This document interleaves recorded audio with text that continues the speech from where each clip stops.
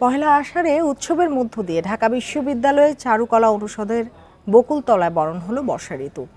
সকাল 7:30টায় প্রবীণ বংশীবাদক হাসান আলীর বাঁশির সুর দিয়ে শুরু হয় বর্ষা উৎসব।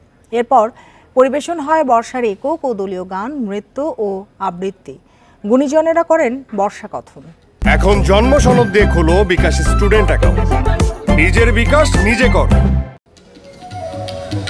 গ্রীষ্মের দাবদাহে রুক্ষ প্রকৃতিতে শীতলতার পরশ নিয়ে আগমন হয় বর্ষা ঋতুর। নাচ, গান, আবৃত্তি সহ নানা আয়োজনে বর্ষাকে স্বাগত জানায় বাঙালি।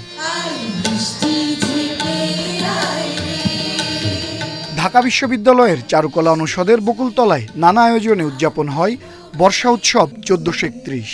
শনিবার সকালে উৎসবে যোগ দিয়ে বর্ষাপ্রেমীরা জানান, বাঙালির কাঙ্ক্ষিত এই বর্ষা ঋতু আগমনকে স্বাগত জানাতেই তাদের আয়োজন।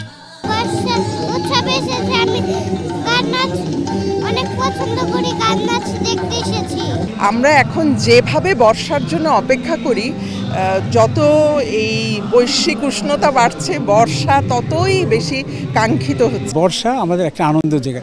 সেই সময় টিনের চাল ছিল, বৃষ্টিতে পড়তো, কদম ফুল পড়তো, সব কিছু মিলে বর্ষাকে আমরা বাঙালিরা সবসময় সাদরে গ্রহণ করেছি।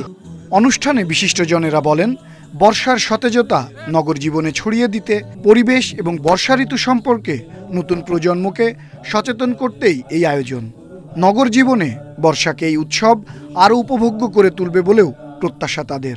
বর্ষা যেরকম মাঝে মাঝে আকাশের চেহারা পাল্টে দেয়, আমাদের চিন্তা ভাবনা উপলব্ধি করে, যার ফলে কবির লেখার থেকে আরম্ভ করে শিল্পীদের ক্যানভাসে সবসময় বর্ষাটা চলে এসেছে এবং আলাদাভাবে এবং আলাদা অনুভব নিয়ে। আমাদের আবেগের একটা ঋতু, যেই ঋতুর সাথে প্রেম জড়িত, বিরহ জড়িত, ভালোবাসা জড়িত, যেটা আমাদেরকে দিয়ে গেছেন আমাদের কবিরা, এবং সেই জন্যই বর্ষার সব দিক দিয়েই আমাদের তাৎপর্যপূর্ণ।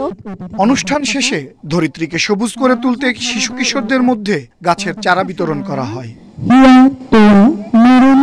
আনোয়ার সাদাত নূর, ইন্ডিপেন্ডেন্ট নিউজ, ঢাকা।